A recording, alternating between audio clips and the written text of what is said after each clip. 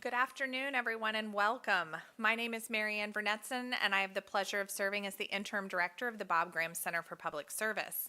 I'm pleased today to welcome you to Pugh Hall for this important conversation, Disagree Better, Civil Conversations in a Divided Society. Today's program is hosted in partnership with our colleagues at the Hamilton School for Classical and Civic Education and the Levin College of Law. In particular, I want to acknowledge and thank my colleague, Dr. Paul Lim, for bringing this group together, especially at a time when civil discourse can feel increasingly polarized. Today's conversation with our guest speaker, former Florida Congressman Ric Keller, and Dr. Lim invites us to think more intentionally about how we engage across our differences and how we listen, respond, and participate in a shared democratic life. This program also reflects work that regularly happens across UF's campus. Through partnerships like this one, we're able to bring together students, staff, faculty, and the broader Gainesville community for conversations that are thoughtful, rigorous, and relevant. We're especially pleased to host this event during the Graham Center's 20th year. Senator Graham often said that democracy is not a spectator sport, and his career reflected a deep commitment to listening, learning, and working across differences.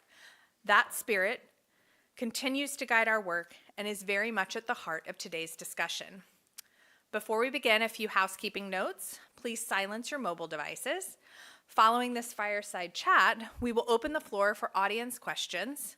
For those joining us online, you may submit your questions through the YouTube chat. And for those here in person, we'll have microphones on hand. Please be sure to use them so everyone can hear your question. It is now my pleasure to introduce Charles Kennedy, Director of the Hamilton School. Please join me in welcoming Director Kennedy to the stage.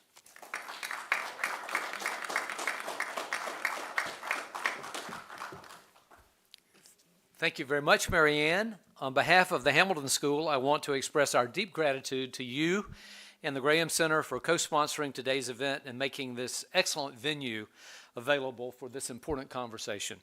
I also want to say how much we appreciate the relationship we have with the Graham Center and appreciate the work you do, an important role you play in the University of Florida community. I also want to thank Dean Merritt McAllister and the UF Law School for co-sponsoring today's event. There's a lot going on at the law school today, and the dean could not be here, but I do appreciate the law school sponsorship of this conversation. And as someone who is involved in the disciplining of lawyers, I can understand how important civility is in the legal profession. More on that. Thanks also to everyone who's helped prepare for today, especially to Professor Lim for his role in helping pull everything together, and for the staff and everyone who's participated. Now, it's my great honor to introduce the program that you've already heard about on the subject of Disagree Better, Civil Conversations in Divided Times. Now, as you know, our conversation partners will be our guest, Ric Keller, and Hamilton's own Professor Paul Lim, who's our Associate Director for Faculty Affairs. We are delighted to welcome Ric to the University of Florida. I think he actually has another reason for coming here, since his daughter's here, so as a UF student. But we're so happy that Ric is here for today's conversation on this important and timely subject. Ric served as a member of the U.S. House of Representatives from 2001 to 2009, representing a district in Central Florida. Ric was coming in the door of the House as a new member as I was going out the door as a retiring member. I'm very sorry that we missed the opportunity to work together as colleagues. During Ric's time in the House, he chaired the House Subcommittee on Higher Education and served on the House Judiciary Committee. Ric received his JD from Vanderbilt University and had a distinguished career practicing law in Orlando. He is currently completing a Master's of Religion and Public Life at Harvard University. And I think that's about to be completed next month, as I understand it. So Ric brings us his perspective on the issue of civility as a former member of the legal profession and of Congress, both of which have rules that are designed to foster civility. And when I tell people that there are rules about civility in Congress and in the legal profession, it sometimes brings forth a laugh because sometimes those rules don't work so well. But there are rules that are there that set a standard and ideal of civility in those places. Ric, thank you so much for being with us here today. I'll now turn it over to Professor Lim and Ric for their conversation. Let's give them a warm welcome.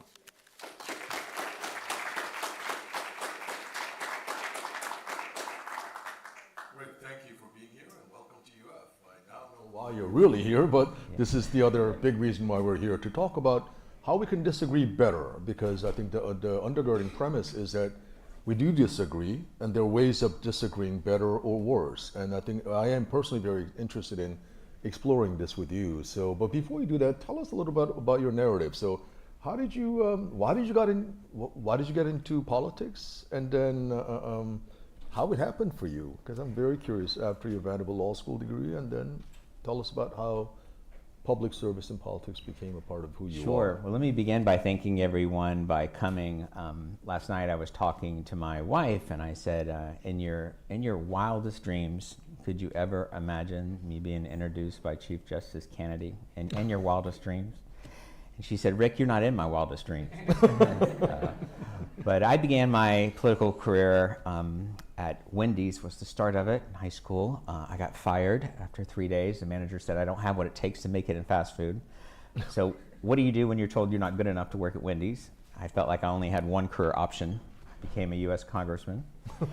And the first step on that journey was going to college. And I grew up humble circumstances. My mom was a single parent secretary and didn't have enough money to go to college. But she had a clever idea. She said, why don't you meet with my boss and ask if his company would make a charitable contribution? So I went and made an appointment, met with Mr. Overstreet, 81 years old, president and CEO of Overstreet Investment Company. And I was 17, and I'm having this conversation, and my hands are shaking, and I said, I want to go to college so bad. I'm here today to ask your company to make a charitable contribution, and if you do, it won't be wasted. I'll graduate top of my class. And he said, son, I'm just the president. I don't make the decisions. The board makes the decisions. They meet on Tuesday morning. Come back Tuesday afternoon. I'll let you know the answer. So I come back Tuesday afternoon. I haven't slept in almost 2 days, and I feel like he walks into the room. My life turns on what happens in the next 30 seconds. And he said, well, son, the board met and they decided that they will not help you go to college. And it's nothing personal, but the board felt that they did that for you, in fairness, they would have to do that for every other employee. The company's not set up for that. And I just said, well, thank you, Mr. Overstreet. You tried and you didn't have to try. And as I was thanking him, it kind of hit me like a ton of bricks. I'm not going to be going to college. And just tears started coming down my face. And he leaned over and said, son, you can wipe the tears away. I said, the company couldn't put you through college. I didn't say that I couldn't. With that, he stroked the check, and I was off to college, and 4 years later, graduated first in my class. That got me a scholarship to Vanderbilt Law School. And when I graduated Vanderbilt, I had one clear mission in life, and that is I wanted to go to Congress to increase financial aid, called Pell Grants, to help other poor kids go to college, just like someone had helped me. And I had two big obstacles. Number one, I didn't have any rich friends or political connections. And then number two, if I got there, you have to be a chairman to have any influence. And so when our congressman decided to run for office, higher office, I really wasn't ready. I was only 34, but it's an open seat. So I filed my papers to run for Congress, and so did everybody else, and the mayor and the state legislators. And I couldn't even pay people to work for me. They said it was a joke. I have no chance of winning. No rich friends, no political connections. I remember a debate with one of my very talented opponents who referred to me as an amateur compared to them. And I said, well, you're right. I am an amateur. But it was amateurs who built Noah's Ark and professionals who built the Titanic. And I didn't have to hear too much about that anymore. And my campaign was more like the Titanic, to be honest with you. I was failing by every criteria. I was losing by 27 points in the polls, out fundraised 4-1. The leader of my own party flew to Orlando to ask me to drop out and endorse one of the other primary candidates. I'm not saying I was dead, but that kid from the movie Sixth Sense could see me. And then got a call out of the blue from somebody I never talked before in Washington. Businessman asked me to fly up there. There was a new group of CEOs who were getting together, and they wanted to hear, in a fundraising context from members of Congress, potential. And so I went up there. I was the last one picked, finalist of 16, and I was the last one to speak. And it had been serious all day, and I said, guys, I've been in the back of the room waiting to speak for hours, and I feel like Elizabeth Taylor's seventh husband on his honeymoon night. I know what I'm supposed to do, but at this point, I don't know how to make this interesting. And they laughed for the first time that day, and somehow their laughter relaxed me, and I spoke passionately without notes, and that little talk changed my life. They ranked me #1 in the country. They spent $400,000 to support me, and a few months later, against all odds, I won a seat in the United States Congress. Now I still had the other hurdle of becoming a chairman to have influence, and I was there for about 5 years, and our chairman of the Education Committee was this unknown guy, chain smoker, drank Merlot nonstop, real tan, and his name was John Boehner. And he was a big underdog, and I was the one and only member of Congress out of 25 in Florida to support him. And he pulled off this surprising upset and won. And he came to me and he said, what do you want? I said, I'd like to be chairman of the Higher Education Committee, because I want to repay what was done for me. So he handed me the gavel and said, congratulations, Mr. Chairman. And I used that position to increase Pell Grants by 62%. And 5.5 million students got their chance to go to college. And Mr. Overstreet's single act of kindness had impacted over 5 million lives.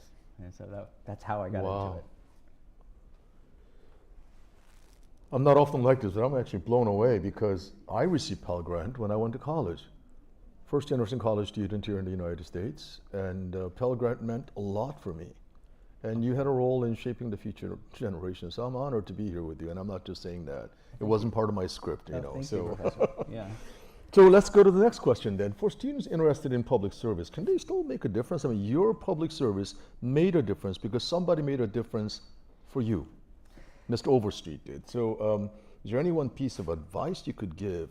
Find them, Mr. Overstreet, or? Yes.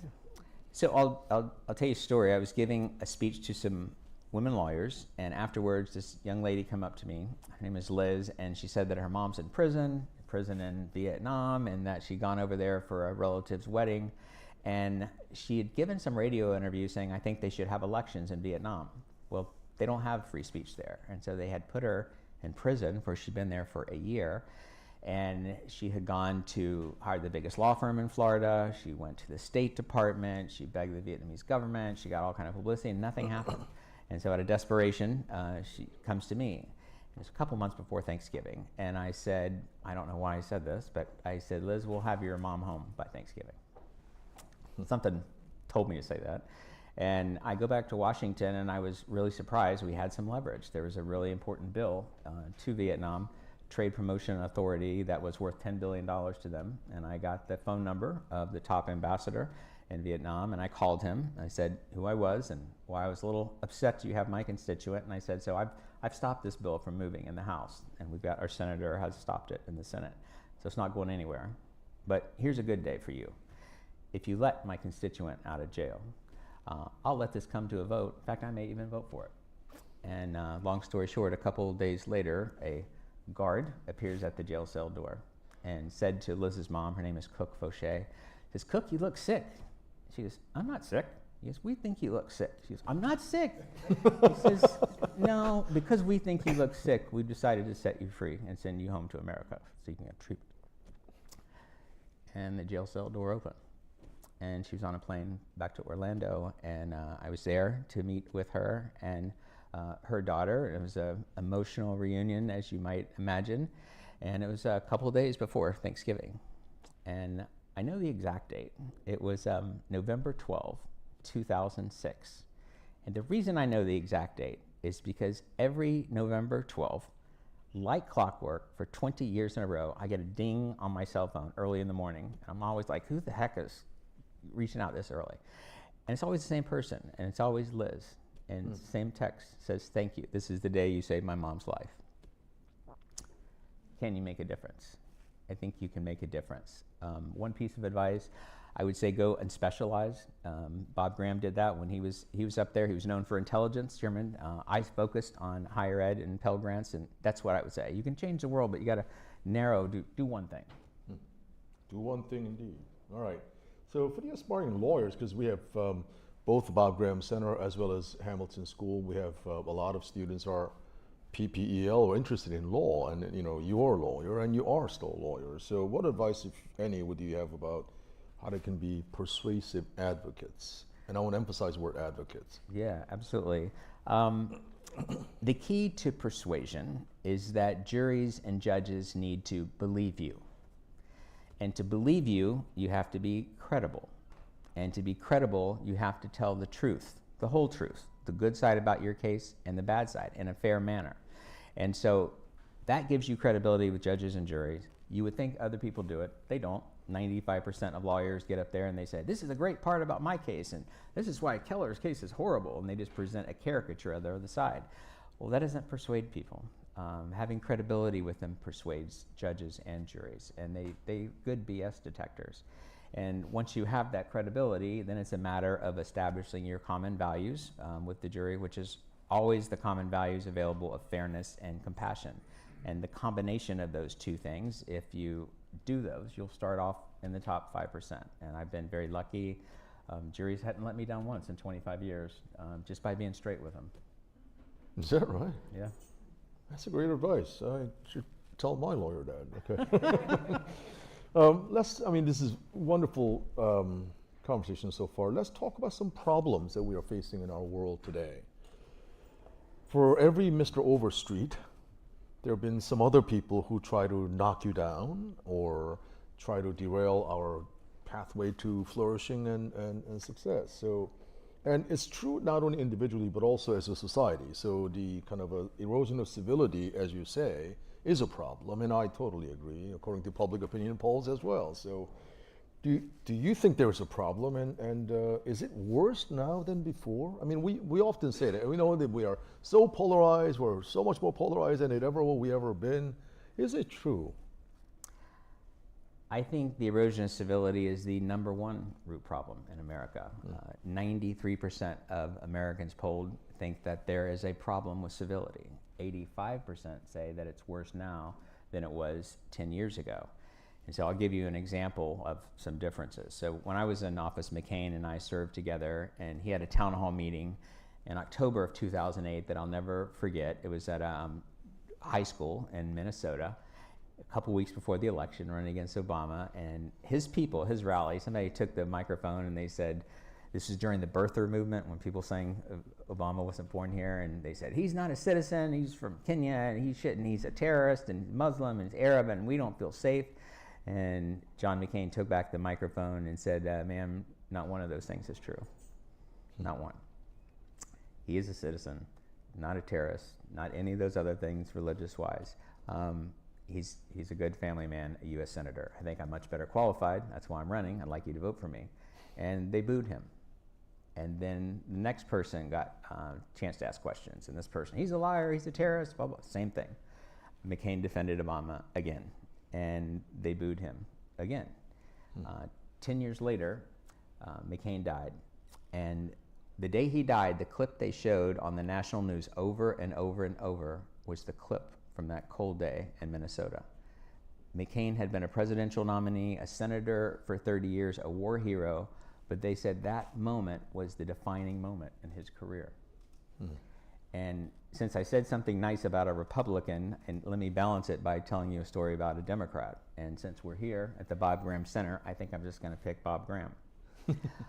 My first day in Congress, my first call was from Bob Graham, who asked me to come over to the Senate lunchroom to meet with him. So I said, sure. And I'm walking over there, and I got to tell you, I was a little bit nervous because all throughout my childhood, high school and college, Graham was the governor. Yes. And now he'd been a U.S. Senator for 3 terms. And so I got there to meet with him, and I said, I don't even know what to call you. Like, what's the etiquette? Do I say governor or senator? And he said, just call me Bob. I said, okay. Senator Bob Graham, but very warm, and he wanted to know how he could help me. He said, you just won, you're from my home state, and I told him I wanted to do Pell Grants, and he wrote it down on his famous little note sheet there. And I think it's a microcosm of the way that age was. Like, he was one of the most powerful people in Washington, chairman of the Intelligence Committee, former governor. I was nobody, just a freshman on my first day, and yet he reached out to me to say, what can I do to help? That's the spirit that we had back then that I still think is possible in the future.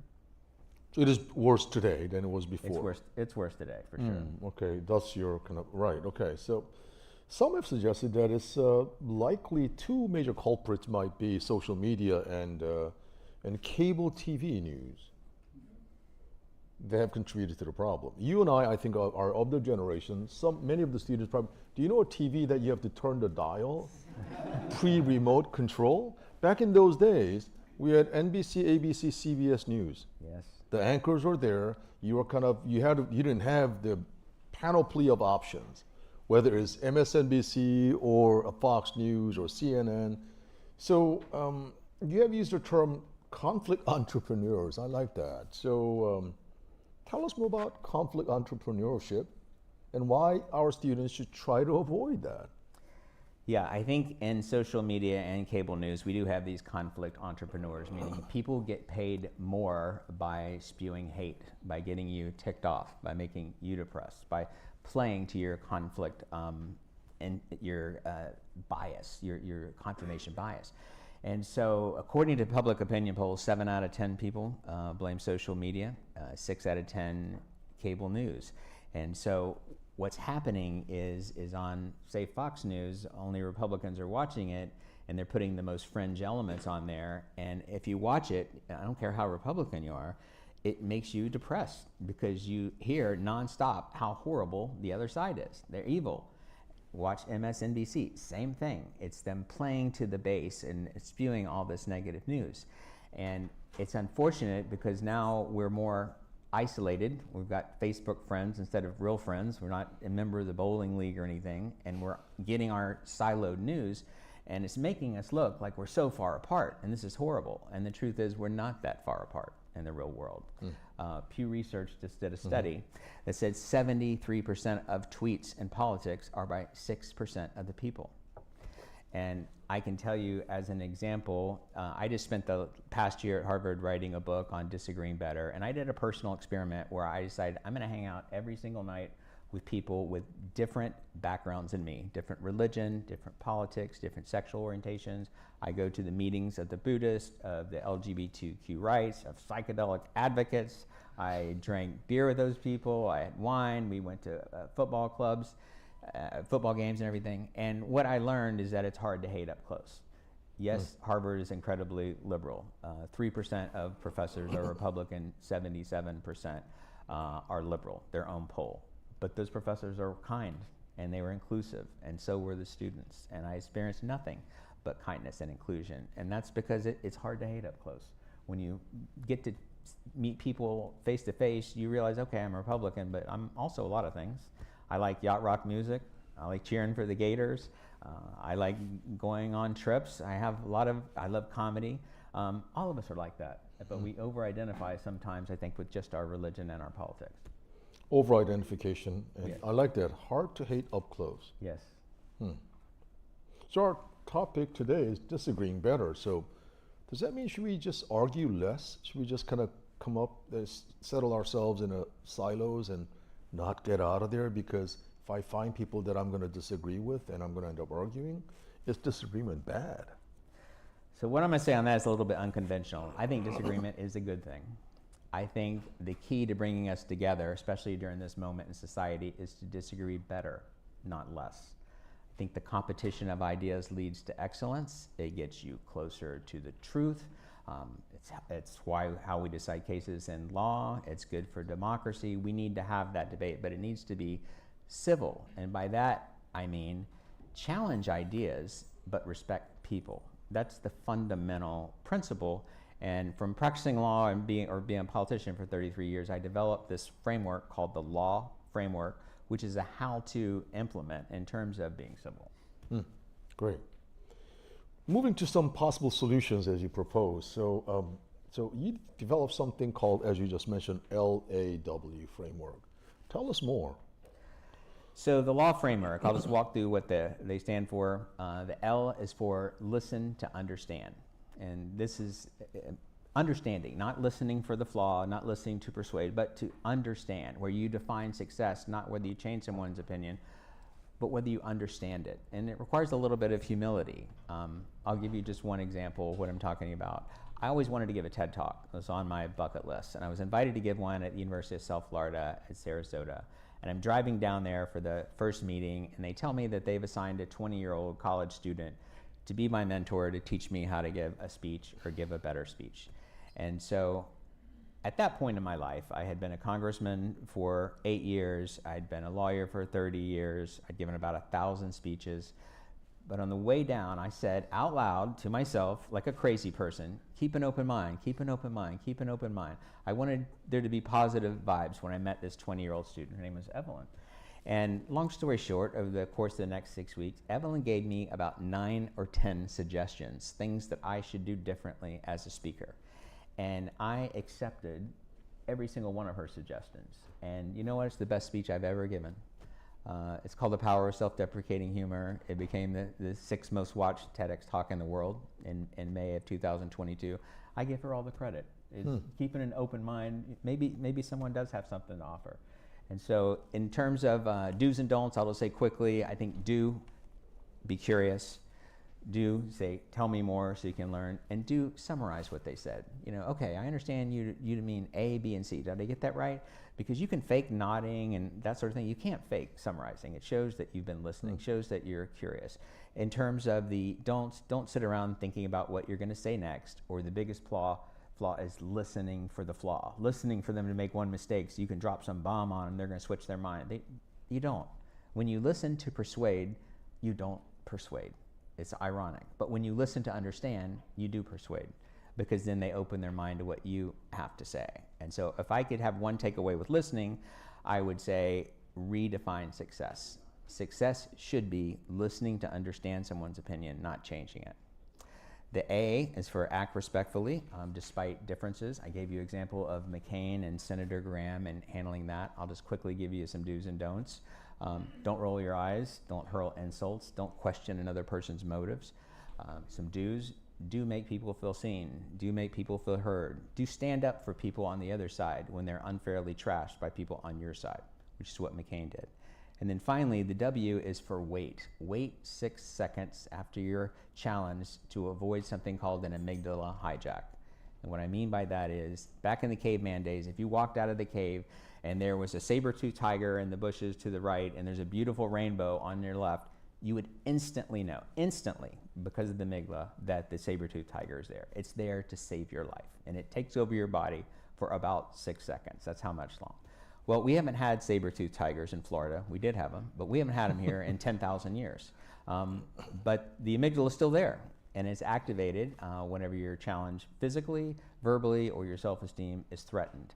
And that's where we have road rage. And if you can just chill for 6 seconds before you respond, the front part of your brain that's calm takes over. It gets the wheel. And most of those things that we regret saying happen during those 6 seconds. And so if someone writes you a nasty text or an email, I would say respond to it the next day when you're in a calm mood without a lot of adjectives.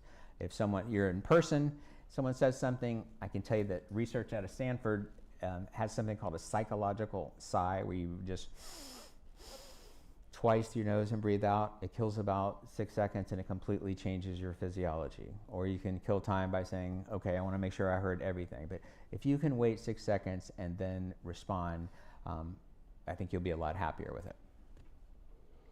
If we apply that LAW principle in job talks, the Q&A session will be about 2 minutes long rather than an hour long. Thank you. This is really, really helpful. So what roles, we're somewhat rehashing, but what roles do questions and curiosity, because, I think being curious about the other person's viewpoint and really wanting to engage them try to interpret them to the best of your ability is really important. So tell us more about, from your own experience, what roles questions and curiosity have played for you. I think that's super important because that's the key on the listening to understand. listening makes you better liked. Listeners are better salesmen, better negotiators, better speed daters. Ironically, they study speed dating up at Harvard. Imagine you being on a date. You're a girl and you're on a date, and some guy spends the whole time talking about himself, doesn't ask you a single question, right? You're probably not going to like it. Well, same thing with anything else. By asking questions, it shows that you're curious, and most people don't. I'll give you an example. If I said to you, sell me this pen, and I handed it to you, you would probably say, or if you're like most people, this pen is great, it rides upside down, it works in space, and blah, blah, blah, blah. And you probably won't ask me any questions. And how would I sell this pen? How long have you been in the market for a pen? What kind of pen do you like? Tell me about it. What kind of pen do you usually buy? What's your budget? Do you like blue ink or black ink? If you asked me that, I would tell you, I like a pen that's gel tip, that writes super fast, it's 1.0 millimeter. This is it. And it's not super cheap, but it's not expensive either. And now you know my needs. Now you know. And when you're talking about politics, you can learn someone's values, whether something's fair, compassion, where it is. Asking questions shows interest. And if I could leave you with any one thing on this, it would be, it is better to be interested than it is it's better to be interested than interesting in every context. Wow, yeah, just one-line zingers, one after another. That's great. So let's talk about some people then. Is there a current elected leader that you think is a good role model of what you're kind of proposing that we should try to be more like in civil discourse? The best political leader I've seen in civil discourse during my time in Congress or since is a guy named Spencer Cox, who is the current governor of Utah. And I'll give you an example. You guys may remember this debate in 2000 between Biden and Trump, and it was so nasty. Commentators said it was the worst debate in American history. And in this debate, Trump kept telling Biden how dumb he is, and Biden called him a clown and told him to shut up. Well, Spencer Cox is seeing this, and he's running for governor for the first time. So he's like, what can I do? He picks up the phone and calls his Democratic opponent and says, I know this is not conventional. How about you and I film an ad together to say in Utah we work together, no matter which one of us wins. And he filmed that ad, and it went viral. And people connected to it. They were hungry for it. And he won again, and his peers made him the chairman of the National Governor Association, where he championed this issue of disagree better. And he came to Harvard recently, got a chance to meet with him, and he's the real deal. And I think the most important thing with civility is just modeling it, leading by example. Spencer Cox, okay. Well, let's turn our attention to the future, because I mean, we're sitting in front of us are the future of our world, our nation. As we look to the future, do we have any reasons for hope? If so, why and how? Believe it or not, I am hopeful. I'm optimistic. And I'll tell you 3 specific reasons why. Number 1, we have more in common than we have differences. Scientists at the Human Genome Project say that we are 99.99% similar. 99.99%. Yes, different eye color, different height, different religions, different political ideologies, but we're mostly similar. And I can tell you, for example, my experience at Harvard of hanging out with people face to face. I have optimism that if you get to know each other as people, and a good start is not over-identifying with your religion or political party, either one is fine, but thinking about what we have more in common is a better way to go. The second reason I am optimistic is that we are pre-wired genetically to connect. We are social animals. We want to connect. They did a Harvard happiness study that went for 85 years because they were trying to figure out what makes a person happy over long term. Is it looks, money, power, fame, wealth? What is it? And they found there's only one common denominator: is social connection. The people who are happy have good social relationships. So I can tell you, and as a practical thing, as students, what the research shows is that if you were to spend time with friends 4 days a week, face to face, it is the equivalent in terms of happiness to making an extra $100,000 a year. If you were to be lonely those 7 days and have no friends, talk to no one, it is the equivalent of smoking 15 cigarettes a day. It will kill you. You don't have to be some big backslapping extrovert. It's fine to be an introvert, but you need to have at least one person that you're out meeting with and socializing with. And then finally, the third reason, and this is the one that I think is most important, is in the last few days, I have given these talks at UF. I met some students this morning at West Point and at Harvard. And I tell you, it renews my faith. Across the board, the young people I have met want to lift people up, bring people together. They're smart, they're respectful. I see a new generation coming up, and I think it's time to pass the baton. But when you hear all this criticism about kids today and stuff, when you meet these kids that I've met, you feel pretty good about it. I think there's reason for optimism. Great. Okay. Well, let's turn to our last question, because I want to give time for our audience to ask you some questions. So, if students could do only one thing, just one thing, what would that be? What would you suggest? Turn off the cable television news, like completely. I went a year without it as part of my Harvard experience. Spencer Cox told me he and his wife haven't watched cable TV news in 13 years. And his mental health and happiness spiked, and mine did too. I would completely turn it off and get your news from other sources. What are the sources? Well, the sources that I think probably are most credible for me, I think the AP Wire is pretty good. Okay. That's, I think, my number one source. I think there's podcasters who call it down the middle. Megyn Kelly, she doesn't have a problem criticizing Trump or the Democrats. Just sources that you feel for you that can give you an independent view of things, and people that not going to stress you out. Right. For me, it's AP and BBC, but oh yeah, I'm biased, absolutely. but That's a good one. Yeah.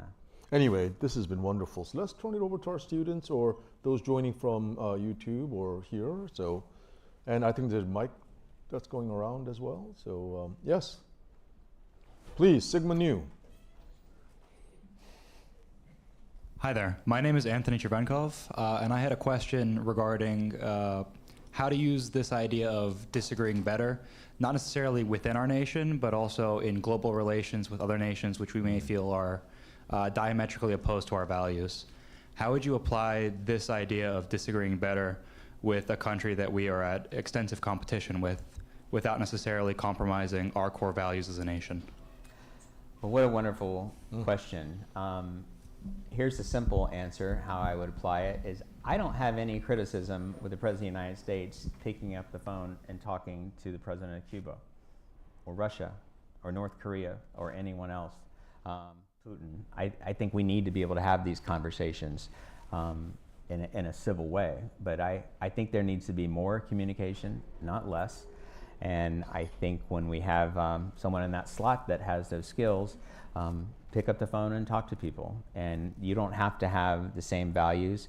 I don't know why it is, yes, Cuba's communist and China isn't, but some reason we can fly to China, but we can't to Cuba. I think more communication, more interaction is better, not less. You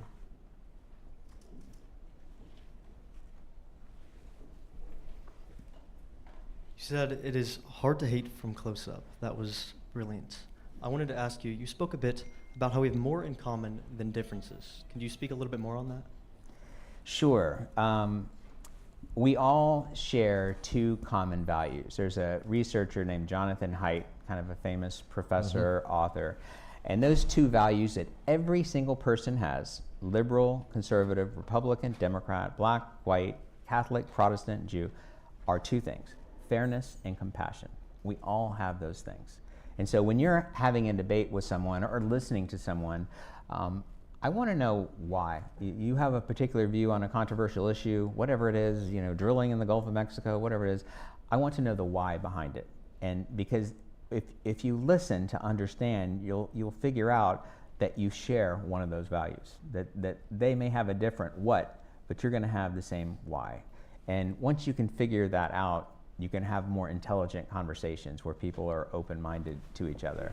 And the other thing is, we have so much more in common in terms of our interest. I like yacht rock music. I love riding motorcycles. I love comedy. If you were sitting next to me on a plane and you mentioned any one of those three topics, I feel sorry for you, because I'm going to be talking for 3 hours. Those are my things. Let's think about the things we have more in common with, rather than things that make us different.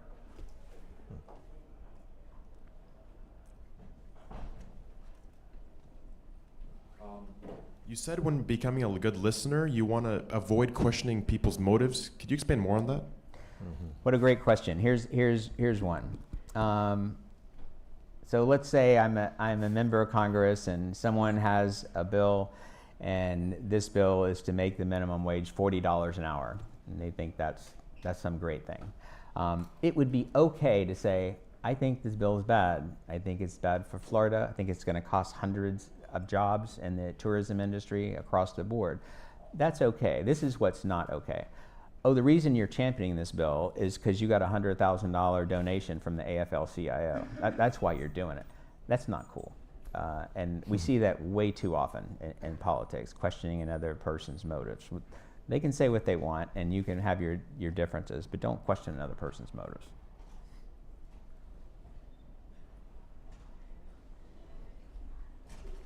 Here?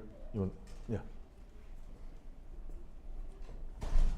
Hi, I know you spoke a lot on criticism. I was wondering, do you have like a personal story of when a critic wrote to you? Yeah, all the time. I can, especially in politics, you have to have a thick skin. And this is the one thing I would say to you about criticism. First, I don't take anything personal at all. And I think we worry, a lot of people, we worry about criticism because we worry about what are other people going to think. You know, if somebody writes a letter to the editor and you're a politician and it's not nice about you, you think, oh my God, everybody believes it, everybody's seen it. And what I learned from being in politics is that they haven't seen it, and the people who do see it don't care. You know, they have mortgages and taxes and everything else problems. I think we spend too much time worrying about what other people think. And so if someone is critical to me or negative, it's not going to change the way I respond to them. I'm still going to be kind to them. That's all I can control. And I think they may switch it up, maybe they won't, but I can control what I can control. I'll tell you a funny experiment along these lines of the third-party validation. There's a teacher at Harvard who made us come to school wearing 2 different shoes. So I came to school wearing a white shoe and a black shoe all day. Went to all my classes. Some of my classes only have 10 people in it. And then the next week, she says, Rick, how many people came up to you and noticed your different shoes? I said, none. And she said, that's right. 95% of the people don't notice. And the 5% that do notice don't care. Yet we spend our whole life chasing third-party approval when nobody's watching. They're worried about their own shoes, not yours. That's great. Yes?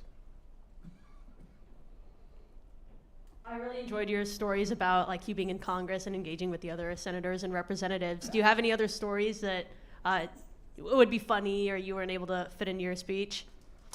Wow, I have a lot of good stories. I can tell you one that's kind of lighthearted, that's memorable for me. You know that hit, "Still the One." We're Yes. still having one. Right, Still that's right. Fun. Shania Twain, I think. Yeah, and there's another guy. There's a band called Orleans that had the first, that had the first hit, and okay. yeah, and Shania had one too. And so the guy who wrote that song, the rock star, gets elected to Congress, and he and I go to Iraq together, and I'm so excited because he's going to perform for the troops, and I go over to Iraq, and I eat something that's bad for me. I get E. coli poisoning, and I'm in the hospital. And while I'm in the hospital, he does his performance for the troops, and I don't get to see it. And I'm so bummed. And so now we're back on the plane a few days later, and he comes up to me, and he says, hey, Rick, I heard you couldn't make it to the concert. I said, I couldn't. He said, you know what? How about I do a concert for just you? And got the flight attendant there and me, and he pulled out his guitar and did all his greatest hits. And I thought to myself, it's never going to get better than this moment. And it hasn't. But it was a cool experience. That's great.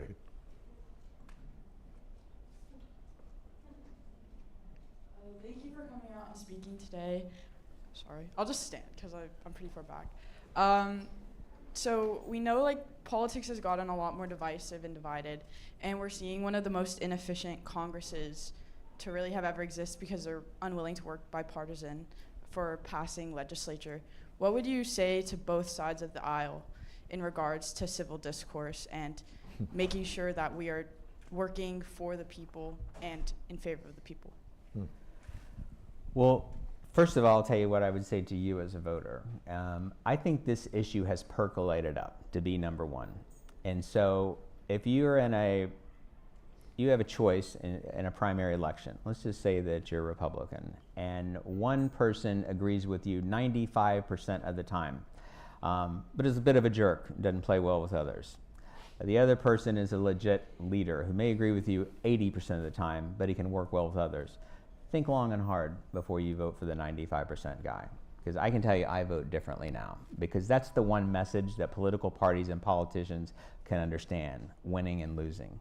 And I think you're about to see in November, people aren't happy with this climate. And they're going to reflect it, and you're going to see it. But the best thing is us vote for the people to get the right people there in the first place. Because right now, if we have a fringe candidate who is elected from one side and a fringe candidate from the other side, and we get them to Washington and say, okay, play well with each other, they're not going to do it. You know, I was watching a hearing on TV, you probably saw it, and there's only two things you can't do in politics.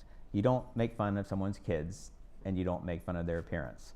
And we had these two women on different parties, and one says, you have fake eyelashes, and the other's like, you have a, bad built, bleach blonde, body. And I'm like, oh my God, how did it get to that? Yes. And I can tell you, if you listen to my principles, this is why it wouldn't have got to that.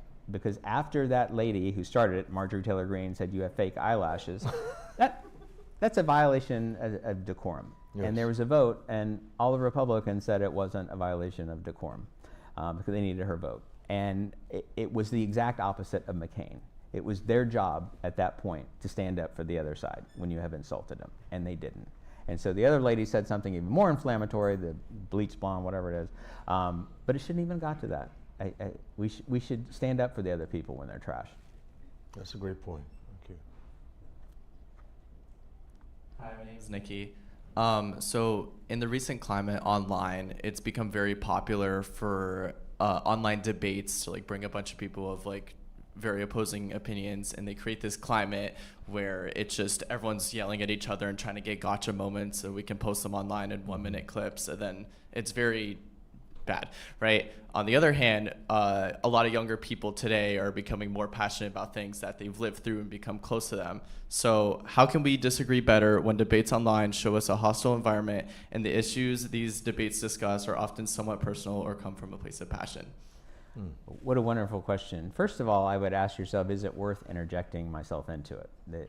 As I mentioned that Pew study, 73% of these tweets are by 6% of the people.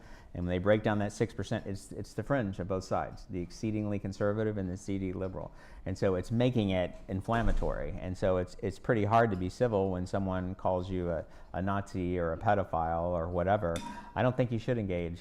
I don't think it's your job to say, I'm not going to let that stand. I wouldn't engage. I wouldn't spend your energy at all on it. In terms of in person, I think I would encourage you to have debates if it's worthwhile and it's an important issue to you, but just do it in a civil way. I just spoke to this group, Harvard Students for Bipartisan Solutions, half Republicans, half Democrats. I let them talk to each other. Very respectful, very respectful. And you can't guarantee how the other person's going to behave. Hopefully they do behave better, but I can tell you 100% you're going to feel better if you handle yourself that way.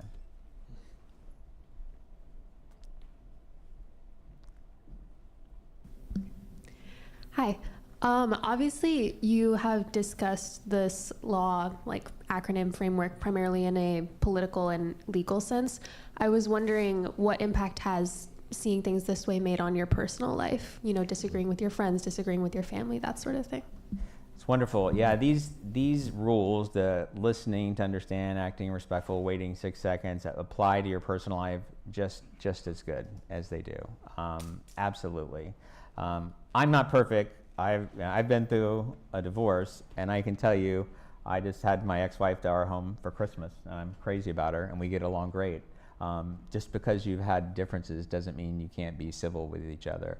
So I think it's equally applicable whether it's your friend, whether it's your romantic partner. I think it's incredibly important to listen, to understand, and get their point of view, and not try to win an argument. There is no winning an argument, because if you humiliate someone or make them feel stupid, you're not going to change their mind, and you've damaged the relationship. So far better to have that civil conversation in your personal life. And even if you don't get them to agree with you, at least you've preserved the relationship. And there's a stat by a guy named John Gottman who studies personal relationships and marriage. And he says that in happy marriages, 69% of disagreements are never resolved. 7 out of 10 times they're not resolved. They don't have to be resolved. All they have to be is people that respect each other and are kind to each other. Right here.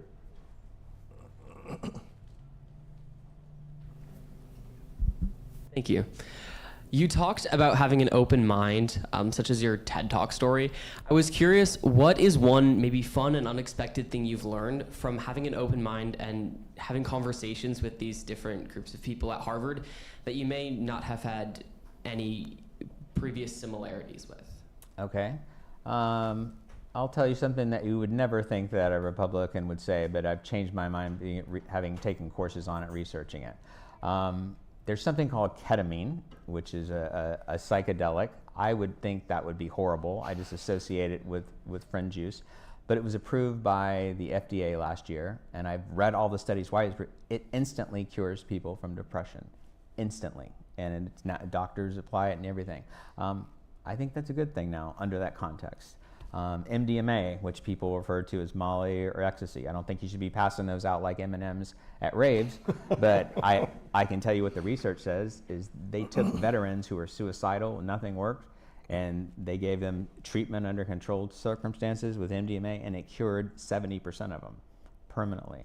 I'm open to a doctor at a VA clinic on a trial basis being able to help people with those type of things. So I think one of the things that surprises people is they don't realize that we are persuadable. I've changed my mind on so many things.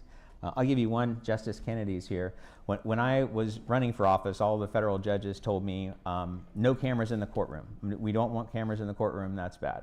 And so I took that position, and then we went and had hearings on this issue, and I've completely flipped on that.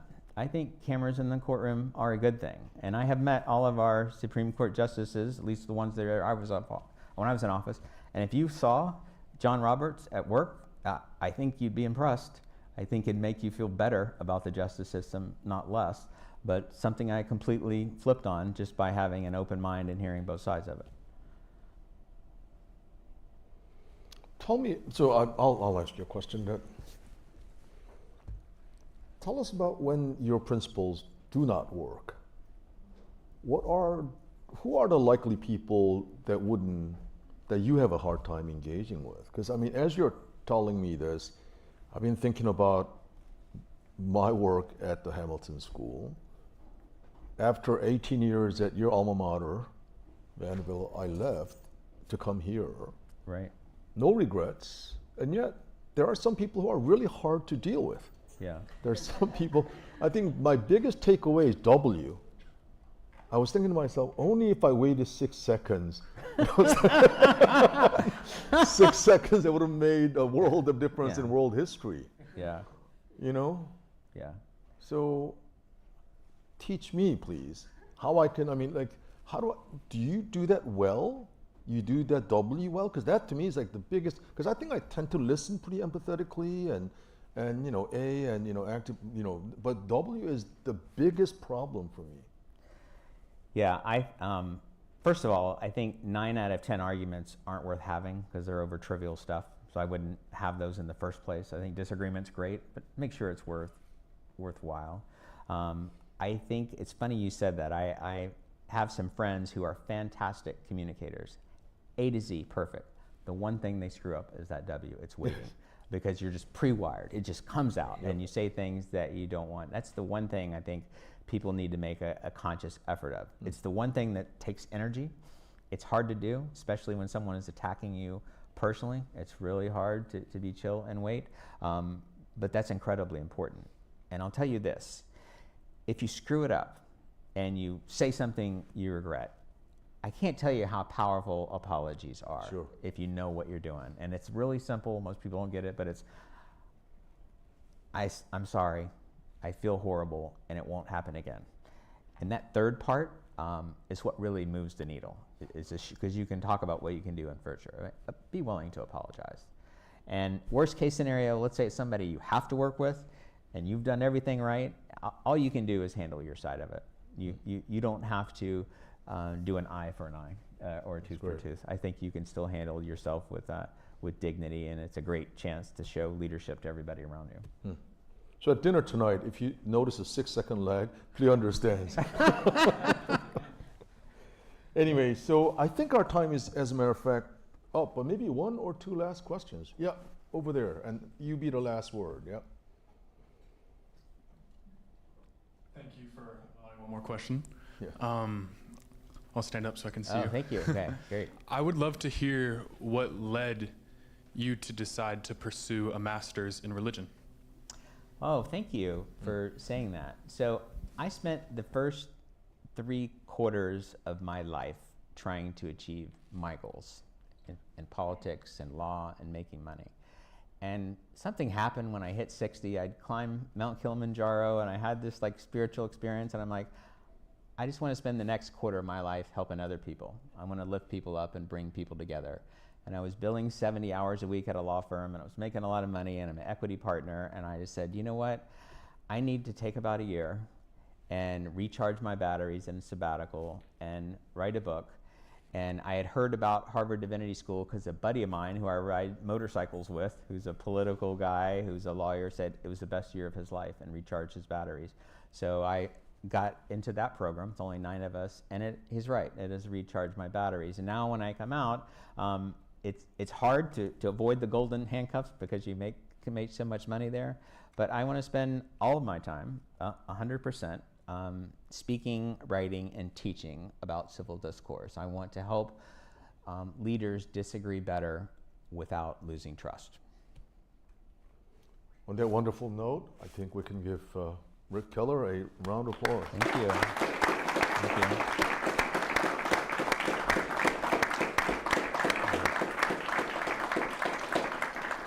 And thanks again to the Graham Center for opening up this wonderful space, and thanks everyone for coming.